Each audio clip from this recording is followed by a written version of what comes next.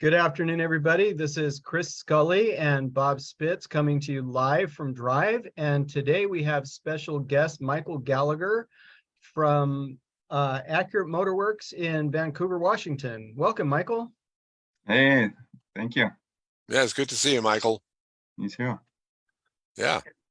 Why don't we start off? Why don't you tell everybody, well, we know you're in Vancouver, Washington, but when did you start the business? What kind of business it is? What are you up to? All that. We started in 2012, February 2012. So going on 11 years next month. I started as a one-man band with a negative bank account and $1,500 in my pocket. Oh, that sounds about right. And so I actually started out in my garage and then moved into renting a building and building from there. Didn't hire my first employee till November of that year. So, and we moved locations. We work on mainly European vehicles, but we don't say no to other models. Typically, if somebody trusts us with their BMW or Mercedes, we'll look at their Honda also. So That's great. And you've been with Drive how long now? I went to my seminar in May of 2013. You were smart. You didn't wait forever. Well, I did. So you didn't have 10 years of bad habits and so on There's a reason for that. Before I opened up shop, I was a Mac tool distributor. And I watched one of the shops that I was selling to every week. He opened his business the same year I opened the Mac tools. And so we compared our numbers, and I watched him go from working in the shop, working up front, doing everything.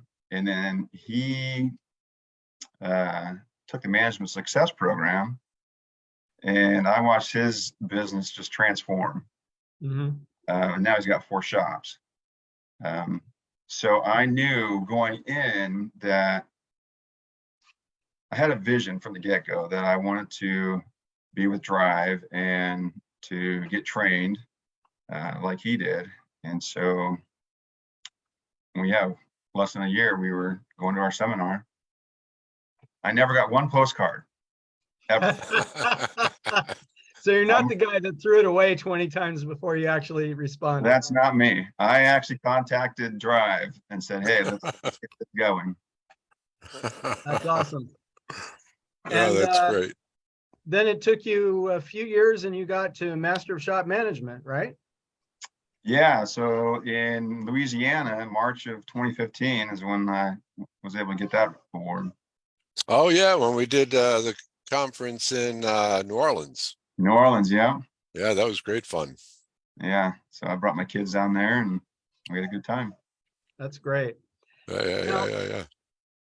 Tell us a little bit about the shop currently. How did 2022 go for you? And let's start with that. 2022 was a record year. In fact, about 250,000 more than any previous year. We did 1.7 million. Fabulous. Sales. That's awesome. Yeah. So I got the guys shooting for 2 million this year. And part of the way we'll do that is we're actually expanding. We've taken over part of another building in our complex. We're adding alignment. And then we are actually going to go after the ADAS calibration systems. Oh, really? Yeah, we're prepping a shop and a space for it right now. And then we'll have the hunter reps come out and get us trained. Level floors and everything, huh? What's that? Level floors and everything. Yeah, our floors are level. We've got a 40-foot space, which Hunter says they've done pretty well with that space and even less. So we're actually clearing out one of the bays in our main shop, and we put another rack over with our alignment machine in the separate shop. And so, yeah, we're going to have that available to roll out our mats on the big Fords, and we're going to probably really be hitting the body shops as our target. Sure. Jumpstart. Absolutely. Yeah. Yeah, because a lot of shops aren't set up. One, they don't have the space. Two, they don't have level floors. And Yeah, although you can put in a platform and, create a level. Yeah, So no, I think that's a great idea. absolutely. I don't know how much space BMW and Mercedes requires. I know Honda, you need about 30 feet of clear space. yep. Yeah, I think a lot of Most of the European cars don't Japanese cars. need as much. Yeah, So, great. but the Ford trucks need the most. Oh, do they? Oh yeah. So you're doing European and Ford trucks? Well, we're gonna hit everything. Okay. I'm trying to look 10 to 15 years into the future. Mhm. And if electric cars start catching, which they may or may not, depends on what state you are probably. But as more of the service work starts to go away with that, then we're looking to capture other avenues of business. So Sure. 2024, all cars are federally mandated with ADAS. So that's going to be a huge market to get a hold of. And the body shops typically don't want to buy them. Well, No. and most of the body shops honestly don't have the space because they're jam packed. The couple of body shops I've spoken to recently have had that exact problem, is that they're just Yeah, how full are you going to do to this? the Where's the brim. And space? how are they going to clear space for ADAS? They're not. So no, I think it's a great move on your part. Yeah. And so, And then kind of with that is windshields. Mhm. So when you Oh, replace yeah. when you replace a windshield on a lot of these cars, you have to do calibration. Yep. So we're going to be sending some guys to school in Texas to get trained on that. Yeah, we were just talking about that, Chris and I recently. Yeah. The difference between OE and aftermarket windshields and the problem with the aftermarket windshields, Yes. So Yeah. That's a big thing right there too. Yeah. It's something most people don't realize, that the glass makes a whole huge amount of difference in the way those safety systems work. Oh yeah. It's part of the structural component of the car. Yeah. Yeah. Well, this strategy seems to fit your personality more because you've always been more of an entrepreneur than, say, an automotive shop guy. Yeah. I mean, I never wanted to own a shop. You wanted to own a business. Yeah. Well, I wanted at least 3 businesses ever since high school. So, but yeah, I never wanted to own a shop. When I graduated school, everyone's, oh, you should open a shop someday. And I said, I don't want that. Too much, whatever, liability or whatever. So I worked at dealerships for a while, and I got tired of there and sold Mac Tools. And that was during the Great Recession. So when the tool sales were not great and the tool manufacturers were shipping the production to China, shop owners were calling me in to fix cars that their guys didn't want to. So I used that as an opportunity to open up. Yeah. That's great. And just before we came on the air, we talked a little bit about another business you have that you're getting into as well. Tell us a little bit about that. Yeah, I'm getting into helping guys save, shop owners specifically, if they meet criteria to save on their monthly credit card processing bills. So, Yeah, that can add up because almost everything is credit card now. Yeah. Well, we don't take checks, so we prefer credit card. Mhm. But yeah, I've got a shop owner down in Clackamas, Oregon. He saves about $2,000 a month. So figure $24,000. Yeah, what the heck? That's a good chunk of change. What made you decide to go in that direction? Well, shops, businesses are always looking for ways to save because they're always expensive with the processing. Mhm. And so I found a guy that one of the shops actually down the road from me was saying that they were getting, right around 1% of their effective rate. So I inquired, and I've been doing that ever since. So Great. yeah. Yeah. Now, one of the challenges, you're saying you're pretty much specialize in European. I don't know if you get into Volkswagen, Audi, or you're strictly BMW, Mercedes, is the expense of the diagnostic and the reprogramming software when you get into the multiple makes and models. Has that been an issue for you? It usually hasn't. Well, I mean, high cost is always an issue, but we used to rely really heavily on AutoLogic, and they were great. And now they've been sold a couple times, and they're taking functions away that we really rely on. Some of that has to do with Mercedes not wanting to release them, or Volkswagen, Audi. They, require a special code when you do a lot of things. So these functions are being taken away. So my goals now with that are to get more factory scan tools. So we have factory BMW, factory Volvo. My next few tasks are factory Mercedes and Volkswagen Audi. So Yeah.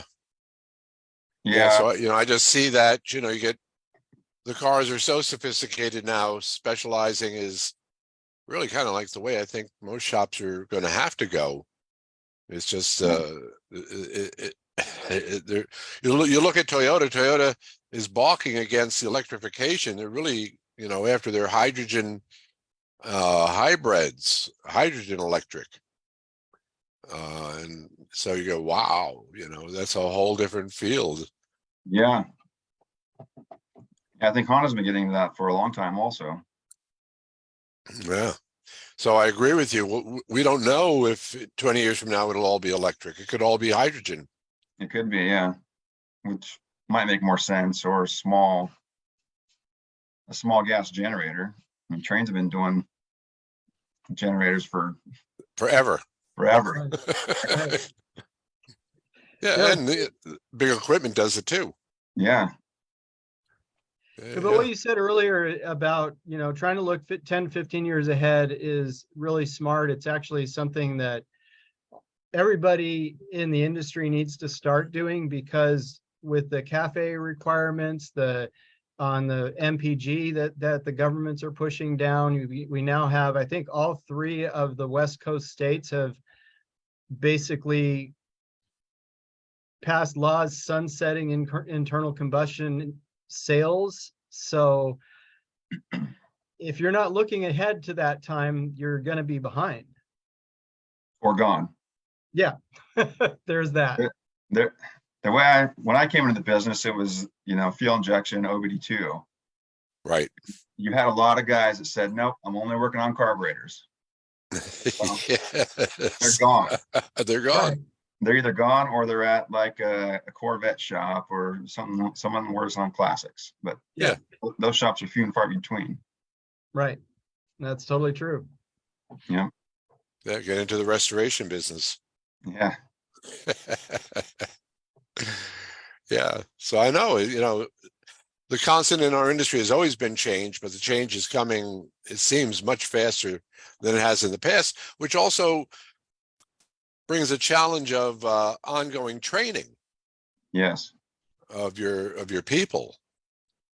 How have you been tackling some of that? It's been a little more difficult with everyone shutting down for COVID, but we really like to send our guys to the World Pack classes because it's factory training. We still do them online, but they're just not as good. We took a Tesla class that we all went to. It's a 4-hour class, but it's not the same as going and sitting in with everybody. So there's that. We'll be sending guys probably to Texas for the windshield class, so they can get trained on that, because I see that as an area that's going to go along with the ADAS calibrations. You replace a windshield, you need a calibration. Yeah. Yeah. And that windshield is also part of the vehicle that is not going away with electric cars.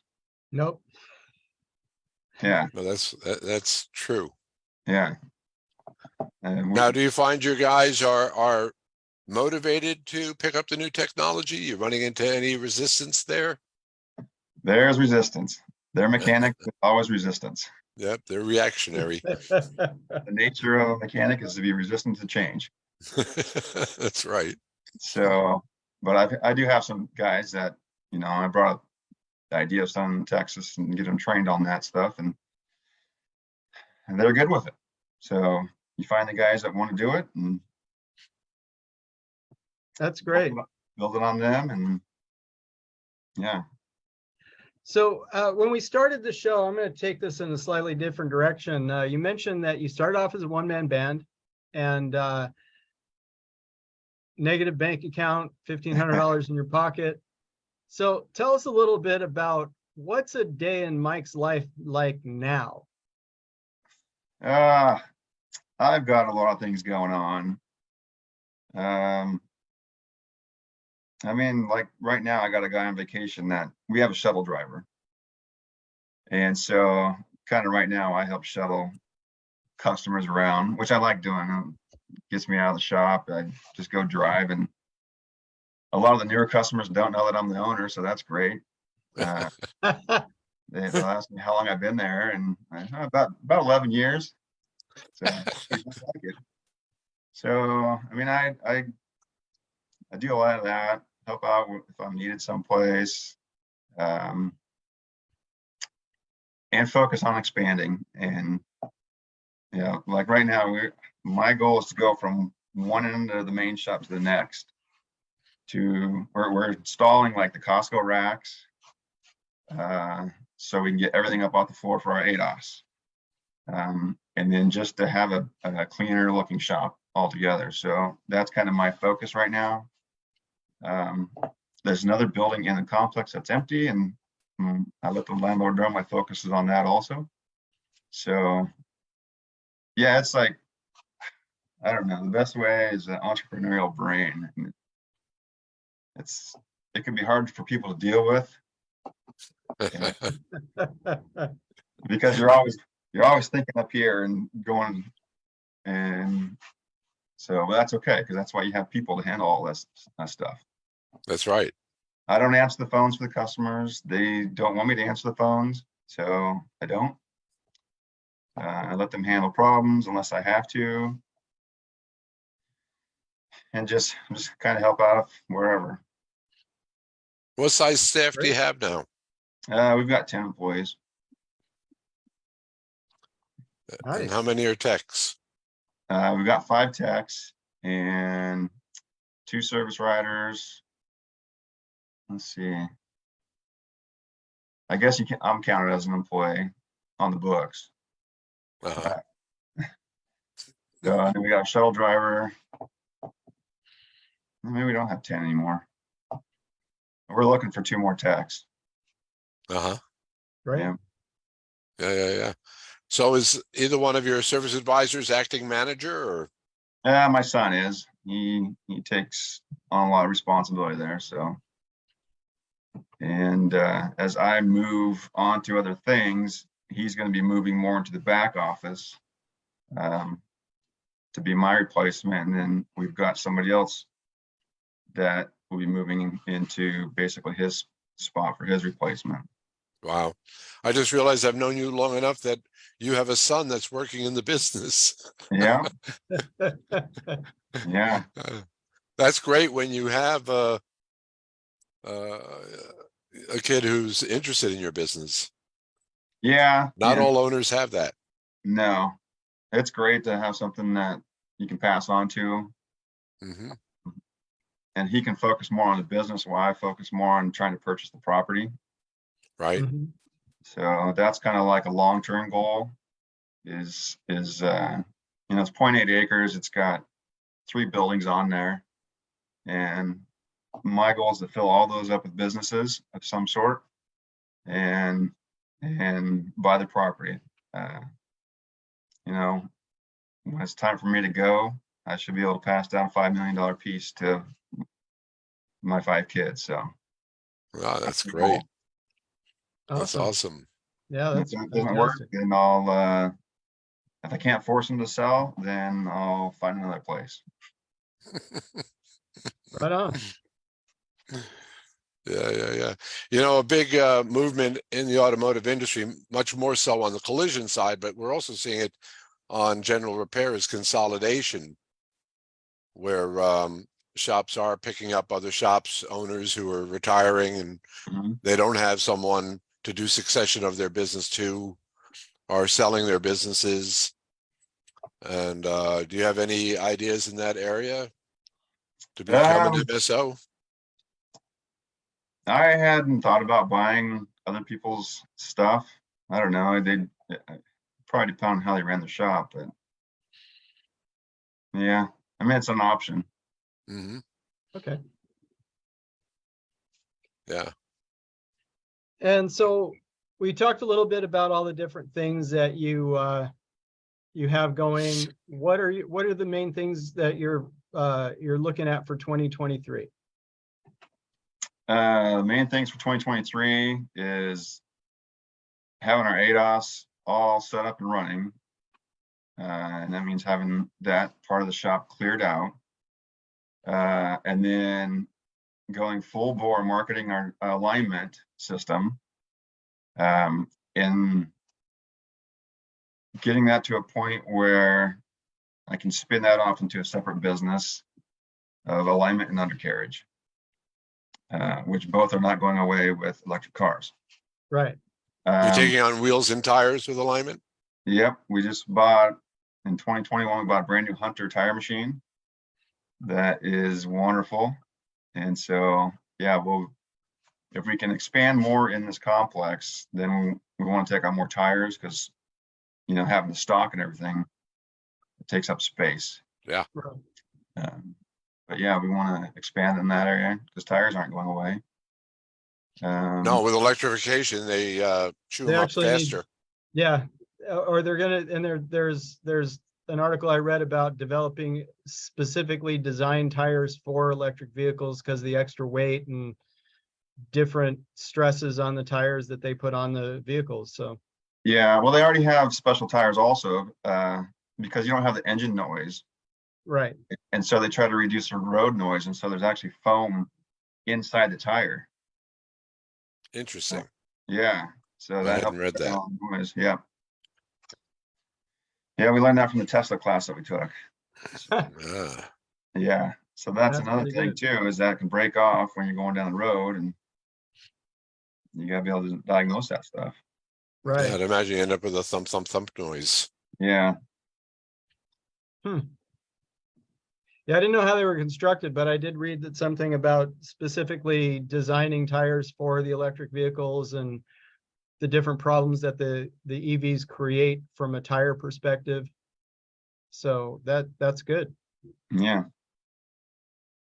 Now, one of the things that I'm sure you're confronting it like every other shop owner is the ongoing challenges with inflation and supply chain problems. I'm not sure if Worldpac's been very good with that. I know a lot of it is on the collision side and on heavy duty truck. They really are suffering with some of that. Yeah. But keeping up with understanding your costs and the cost of running the business and keeping up with your pricing and your labor rates is, and the big one is cutting down on waste in the shop. Not that technicians can waste things, Yeah. Oh, but never. not ever. Yeah. Worldpac's been pretty good. We got Worldpac and IMC as our top suppliers. The dealers are actually probably worse. So we see a lot of stuff that's on back order till who knows when from Germany. Yeah. So we have that. We don't order a lot of Chinese parts and stuff like you can get, a fender or what. So we don't have to worry about that as much. But yeah, parts haven't affected as much. Our staff, we've had pretty good luck keeping staff. Mm-hmm. We kind of switched to a mostly flat rate system to salary with bonus. That's smart. Yeah, and what it boils down to is a lot of mechanics I found are wanting security. Mm-hmm. Sure. So instead of a flat rate system where they can make a whole bunch of money, but then they have a time where they don't, or a Yeah, bad feast pay and period. famine. Yeah. So we switched to a system where, yeah, they get a salary and then production bonuses on that. And I Right. think that's really helped us to keep people on board. Yeah, a lot more shops are using that type of pay system these days, I think. Yeah. From And what what we've I've done is we've adjusted our labor rate up Mhm. to help with that. And that's been the biggest thing. And customers Yeah, pay. and the other problem, I started in this industry a long time ago, and it was all flat rate. And the problem I always found with flat rate, it's hard to develop a culture of cooperation and help in a shop, Yes. when all the techs are flat rate. Right. So moving away from that to a guaranteed base with production bonuses, I've always thought was smart. Yeah. It works. It has Yeah. worked. And it's hard to keep people these days. So you got to keep what you got. Yeah, absolutely. No, employee retention's a much more important factor than it used to be, and it's only going to get more so, in my opinion. Wow, it's almost time for us to wrap up. Oh, And good grief. yeah, exactly, right? It seems like this is never long enough, but next week we have Steve Gallion of Trinity, and he'll be joining Oh, us another from Northwest guy. top secret location, which we'll talk about on the show. I'm not going to give that away yet. And Mike, thanks a lot for joining us. It's been a great conversation, and Yeah, great seeing you congratulations again, on Mike. your success, Yeah, thanks and for having me. good luck on your new ventures. Thank you. Absolutely. And have a great 2023. All right. Thank you so much. All right. Bye, everybody. Bye-bye. Bye-bye.